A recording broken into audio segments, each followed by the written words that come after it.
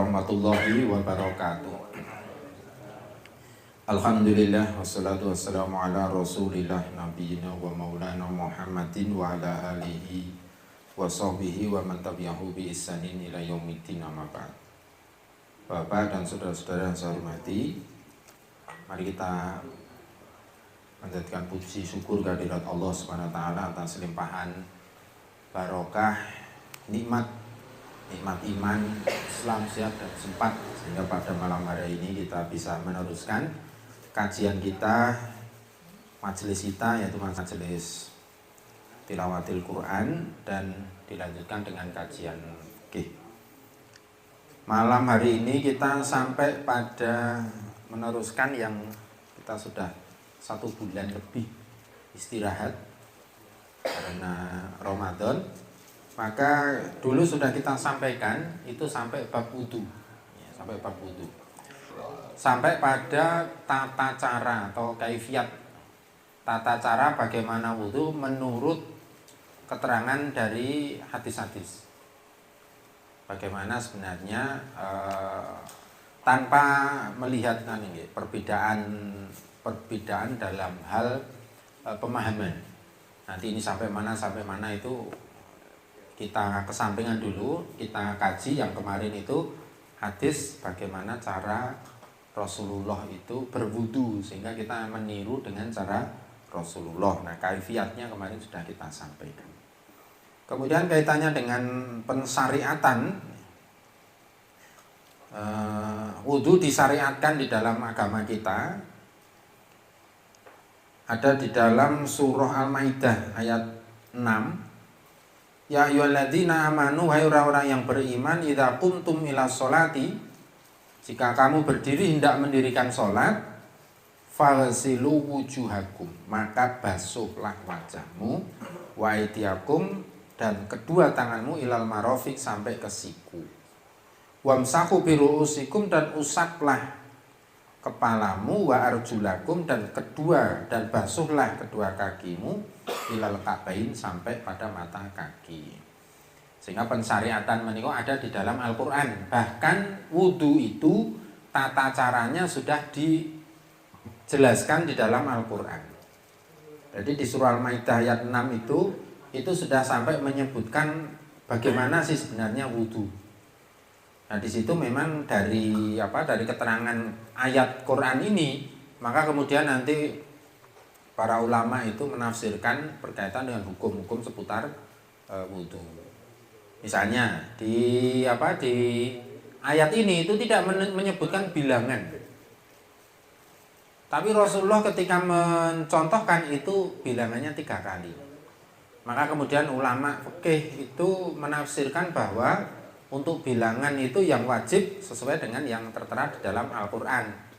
Wajibnya hanya 1 kali. Anna fardul wudu'i marrotan. Bahwasanya fardunya wudu itu sekali. Contohnya begitu, karena ada di dalam Al-Qur'an tidak menyebutkan bilangan. Tetapi nanti akan sunnah dengan 3 kali, seperti yang dicontohkan oleh Rasulullah SAW. Itu pensyariatan wudu.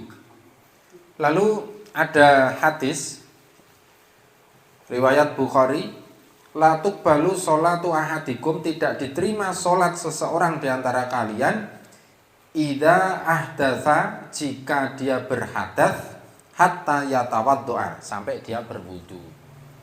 Artinya orang sholat kalau hadas berarti dia tidak bisa sholat, karena dia berhadas, kondisinya sedang berhadas.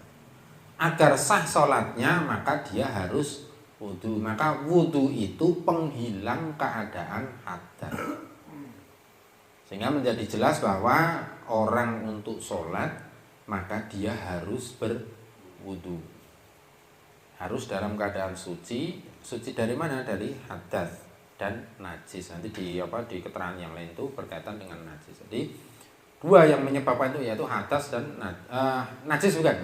Najis bukan. Jadi najis itu tidak menyebabkan batalnya wudu.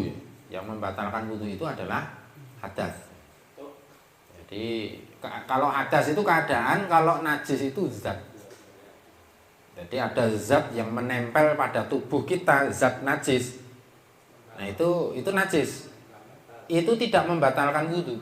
Tapi kalau kena pas sholat, batal sholatnya, tapi tidak batal wudhunya. Ya terus beda di memposisikannya beda.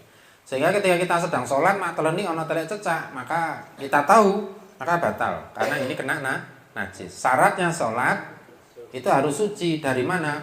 Dari hadas dan najis. Nah, karena ini najis, maka dihilangkan saja najisnya. Menghilangkan najis itu dulu di awal sudah kita sampaikan. Bukan dengan wudhu, tetapi dengan menghilangkan najisnya. Dibasuh dengan air. Dibasuh dengan air. Atau kalau tidak ada air yang bisa dibasuh dengan tanah. Nah itu kaitannya dengan dengan pensyariatannya. Kemudian yang fardunya wudhu yang kita tidak boleh meninggalkan dari wudhu itu. Jadi dalam proses wudhu ini tidak boleh hilang. Yang pertama yaitu niat. Wa hiya azmul qalbi ala fi'lil wudhu, yaitu azam. Tekadnya hati untuk melakukan wudhu. Jadi untuk melakukan wudhu itu azam itu duingan. Jadi orang itu melakukan pekerjaan ada maksudnya. Nah, hati kita lah yang mendorong untuk melakukan perbuatan itu. Nah, ono wong dleming itu berarti dia tidak niat. Atau orang yang lindur itu tidak punya niat, sehingga dia ngelindur sholat, itu sholatnya tidak sah.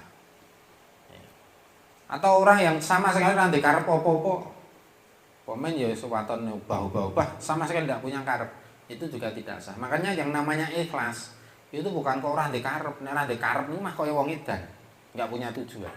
Justru niat itu wajib.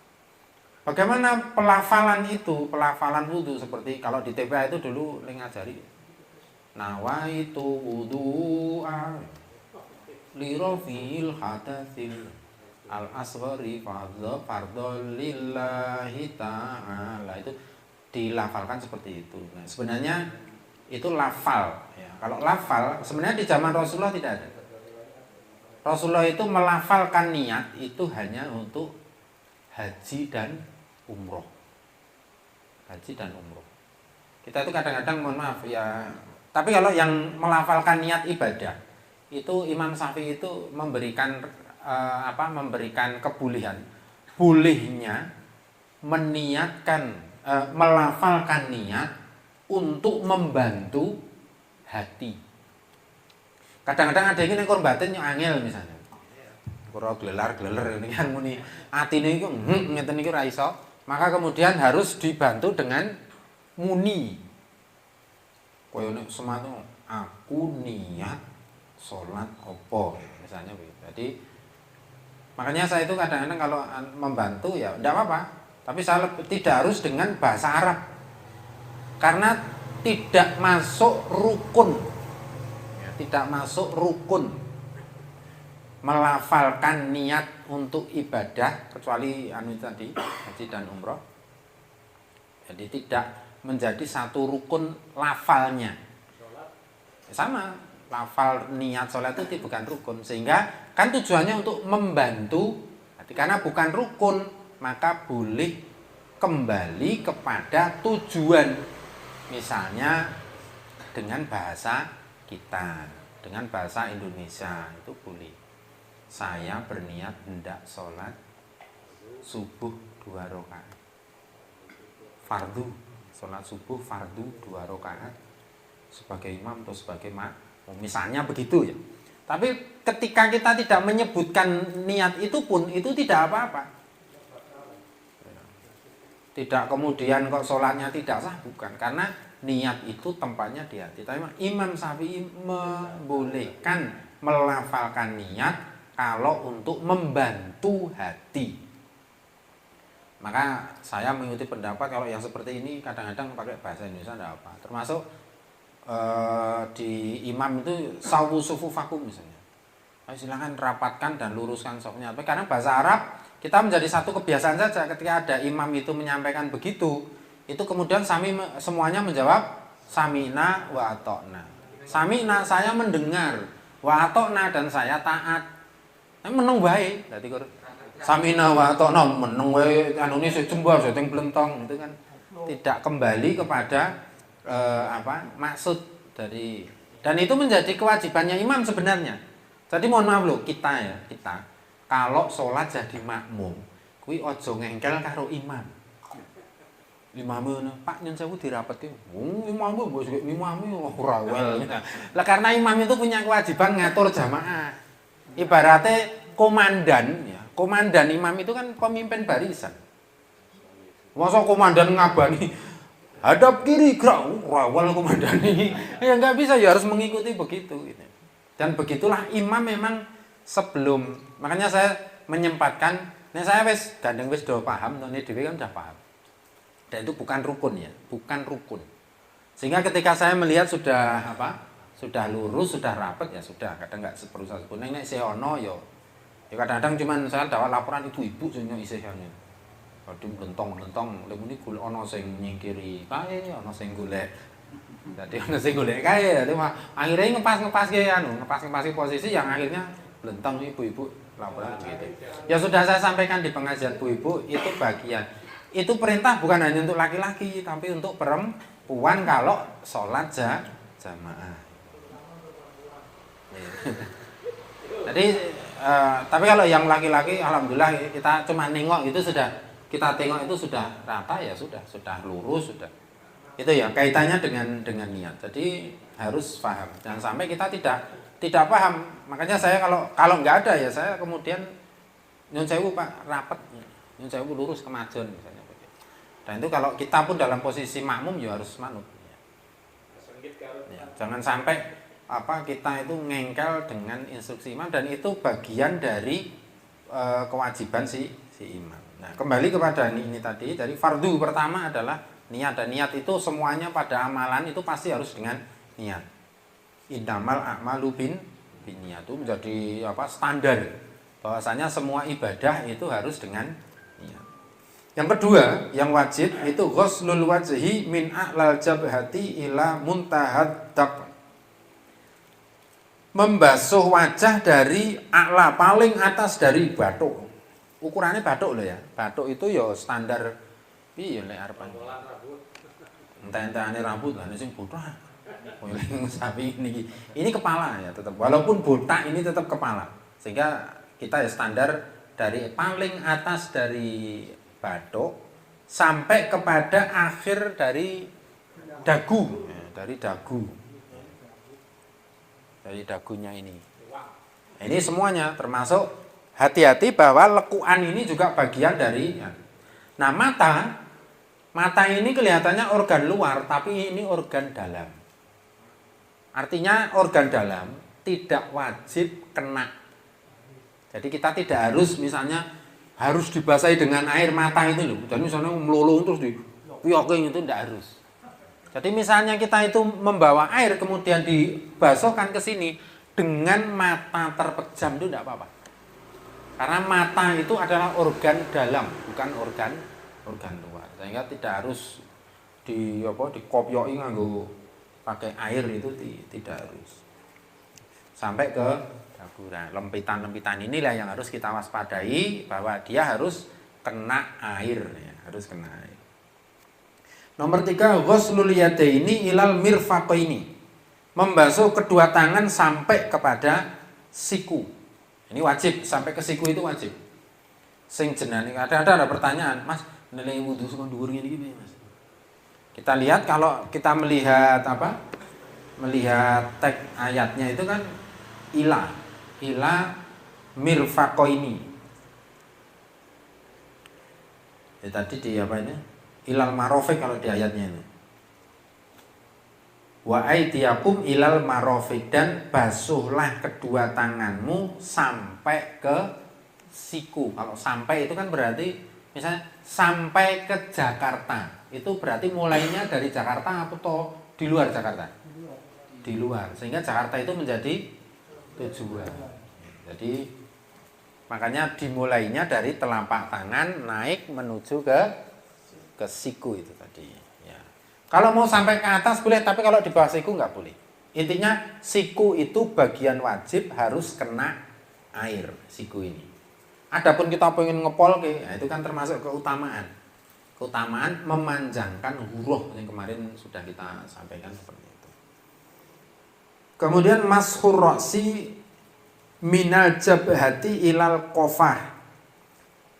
Mengusap kepala dari batuk, habis-habisannya batuk tadi yang non wajah sampai ke kofahu, sampai ke tengkuk, sampai sini. Ingat perintahnya itu wamsahu biru usikum, dan usaplah kepalamu, bukan usaplah rambutmu. Jadi memang kepala, dan Rasulullah mencontohkan sampai ke tengkuk. Padahal Rasulullah itu rambutnya panjang, jadi gondrong lah. Kalau bahasa kita sekarang ini, kita ini segini rano sing podo Rasulullah itu tidak ada. Dari potongan rambut beliau sampai sampai panjang. Nah yang dianu bukan rambutnya yang sampai panjang, tetapi sampai ke tengkuknya. Jadi sampai habis-habisan nih. Nah, caranya kemarin kita sudah sampaikan ya, caranya, kaifiatnya sudah ada. Jadi yang wajib. Kemudian ghuslur rijlaini ilal kabain, membasuh kedua telapak kaki sampai ke mata kaki. Sampai mata kaki itu ya kemiri. Jadi paling kemiri itu harus basah. Jadi wudhu itu tidak harus sampai lutut. Tapi kalau mau sampai lutut itu bagus untuk memanjangkan tanda huruf. Masih ingat nggih huruf? Huruf itu tanda putih. Dan itu menjadi pengenal kita di hadapan Rasulullah karena kita belum pernah bertemu Rasulullah. Rasulullah itu pernah ditanya oleh para sahabat, kalau dengan sahabat itu kan kenal, ketemu, jadi tahu ini sahabatku gini. Sementara dengan umat engkau yang akan datang dan engkau sudah tidak ada itu, bagaimana caranya engkau memberi syafaat? Maka Rasulullah menjawab, kalau seandainya ada sekumpulan kuda hitam banyak, tetapi di antara itu ada beberapa kuda putih, apakah kelihatan? Bala atau nggih. Nah, itulah dari tanda itulah. Nah, tanda itu dari mana? Dari bekas wudu dan sujud. Makanya Rasulullah memerintahkan untuk inna umati yatuna yaumal qiyamah. Sesungguhnya umatku itu akan datang di hari kiamat huron dengan membawa tanda putih muhajjalina min atharil wudu. Tanda putih yang bersinar dari bekas wudunya. Manistato aminkum ayyutila hurrotahu, maka barang siapa yang mampu di antara kalian untuk memanjangkan tanda putih itu falyaf'al, maka hendaknya mengerjakan. Jadi memang kita diperintahkan untuk itu, memanjangkan. Jadi seandainya kita itu wajibnya memang sampai ke mata kaki, tetapi ada perintah untuk memanjangkan, ya dipanjangkan. Artinya dipanjangkan itu misalnya ya dimunggah gimana? Misalnya sampai ke bawah lutut atau di atas lutut juga nggak apa-apa. Tapi lihat-lihat sikon. Kita ini laki-laki itu juga memiliki aurat. Orang pun jene wong lanang ki ora ndek aurat. Ning dalan sempakan Muhammad ini itu tetap punya aurat. Kan katok cekak diupayakan sing rada dawa sampai menutup auratnya. Diupayakan seperti itu. Yang keenam, tartib. Tertib itu urut. Jadi wudhu tidak boleh mencelat-mencelat aku sikil sik wae. Itu tidak boleh. Ya urutannya sudah dari situ tadi. Dari yang wajibnya dari membasuh wajah, kemudian kedua tangan, mengusap kepala dan membasuh kaki. Itu urutan yang tidak boleh tidak boleh diulang-alik. Telinga bukan wajib. Bukan wajib. Sunnah. Oh, pisan merah apa kok aslinya gitu. Jadi begini, kalau masalah fikih boleh. Belum sempurna gitu maksud saya. Belum sempurna langsung ganti sini atau ganti sini lagi kan enggak bagus. Nek sebenarnya kan begini, aturannya yang penting dari sini ke atas. Itu sekali sebenarnya sudah cukup yang seperti itu. Kita bicara fikih loh ya. Fikih itu kan oleh ora. Karena okeh ora itu sholat belgendong oleh ora. Oleh. Maksudnya oleh itu sah gitu loh. Ya, boleh, tapi kan kita pendekatannya kan wong ngadep karo bupati kowe menidit, mosok ngadep pro Gusti Allah ora kelambenan. Tapi kalau bicara sah. Jane yang ngadep bupati kowe ya sah kok belgendong iki ora apa-apa. Karena menurut ini Mbak Nabi kan kaping telu. Nah itu kan belum sempurna. Nah, Nek, tidak harus ping telu. gitu. Gitu. Jadi tidak harus 3 kali. Yang lebih sempurna. Nah iya, nanti kalau kita bicara sunnahnya ke sana. Jadi makanya kalau iki nek rung rampung terus bini sih piye? Wong karena sekali ndak apa-apa. Kalau bicara fikih memang nggak apa-apa.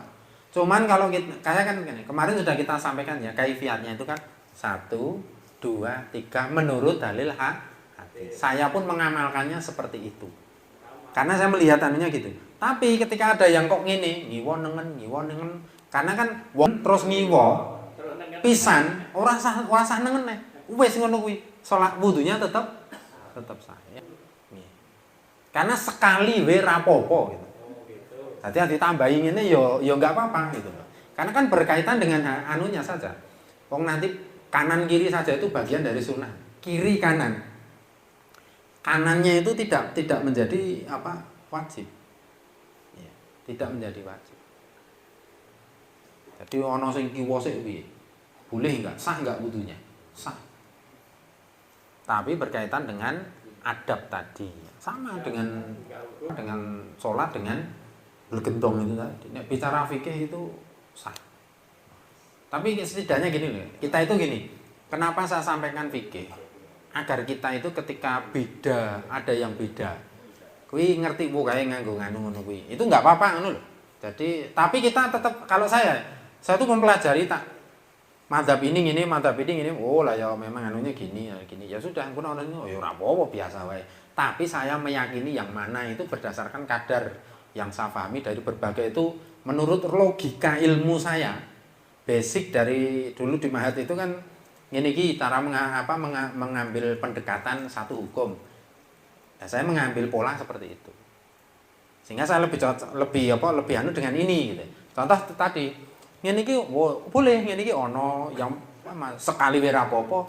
Tapi karena saya melihat ada hadis yang menerangkan jelas anunya itu gini sih ke 3 kali terus gini itu kan nggak perlu tafsir ya, nggak perlu tafsir, maka kemudian ya boleh saya mengikuti yang itu gitu.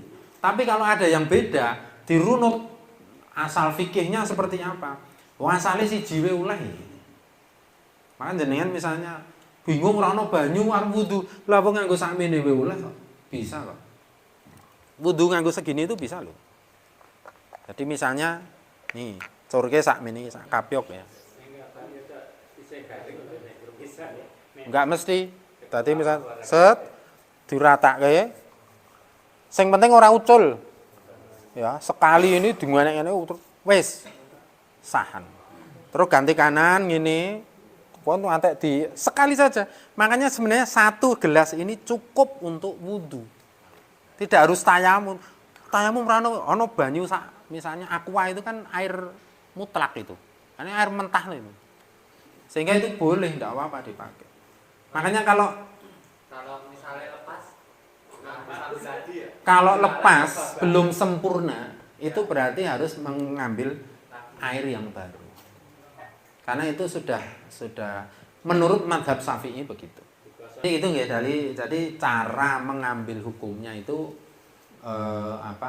dilihat dirunut dari sumber awalnya seperti apa. Jadi pendekatannya begini. Kita tahu fikih perbandingan fikih menurut mazhab beberapa itu. Kemudian kita tahu ada banyak itu mana yang cocok kita pegang. Tapi nanti kalau ada yang beda ya ora masalah. Seperti sholat. Saya itu dulu ini.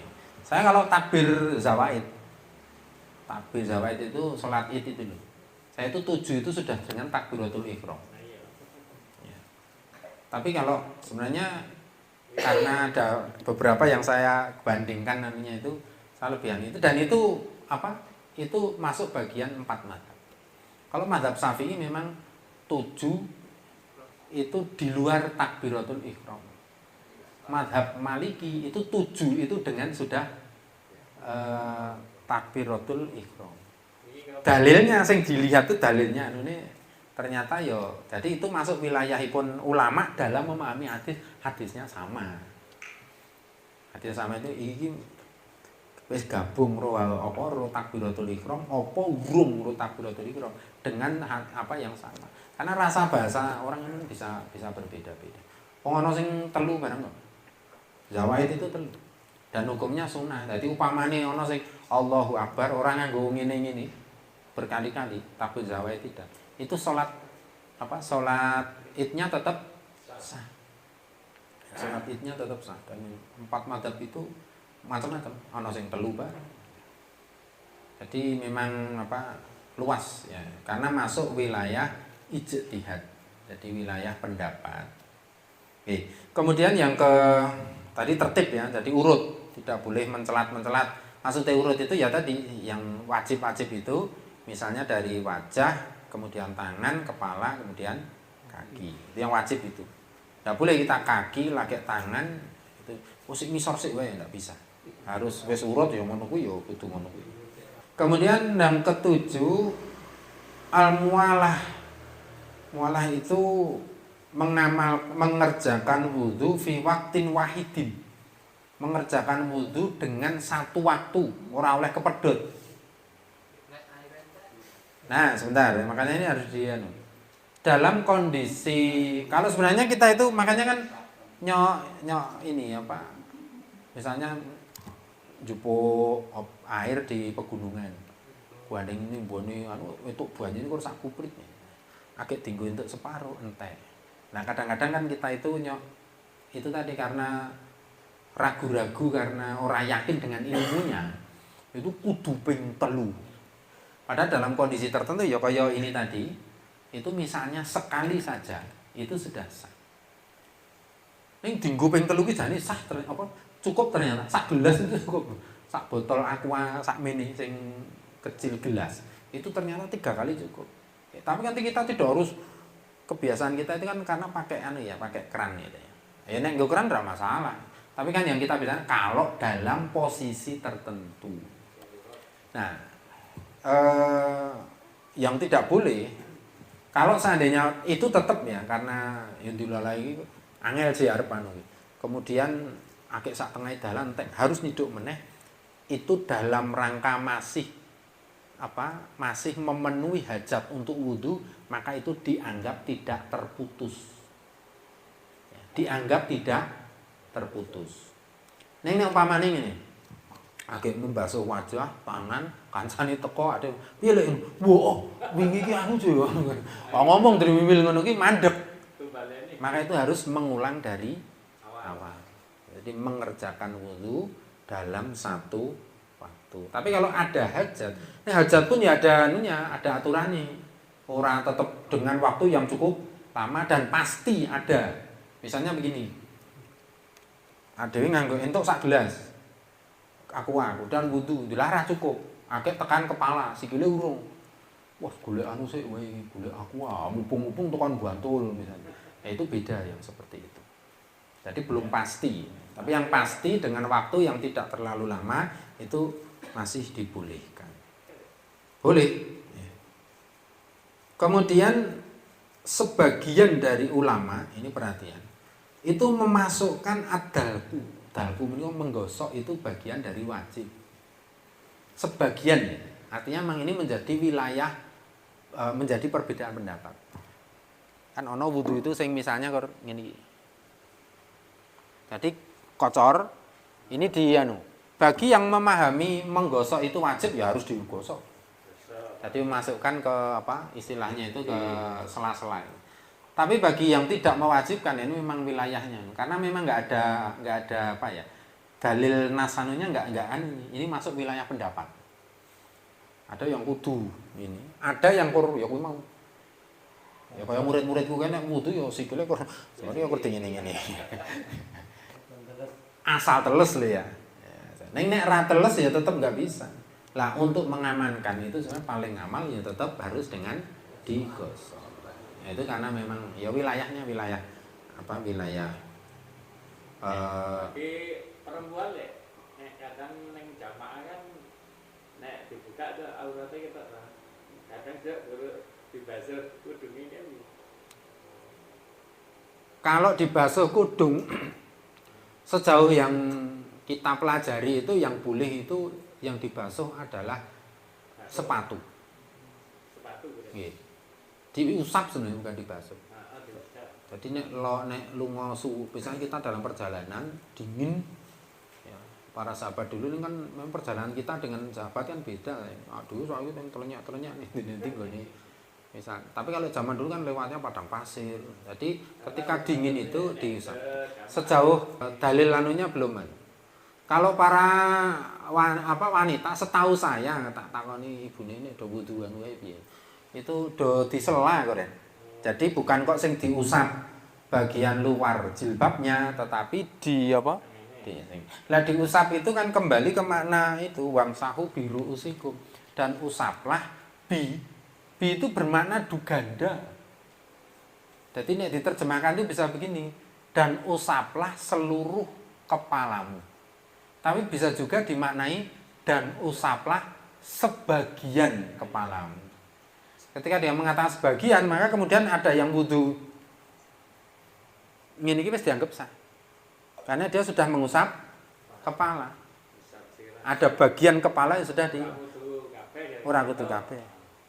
Cuman kalau saya pribadi, ono contone Rasulullah mengusapnya dari sini sampai ke tengkuk, ya saya mengikuti itu.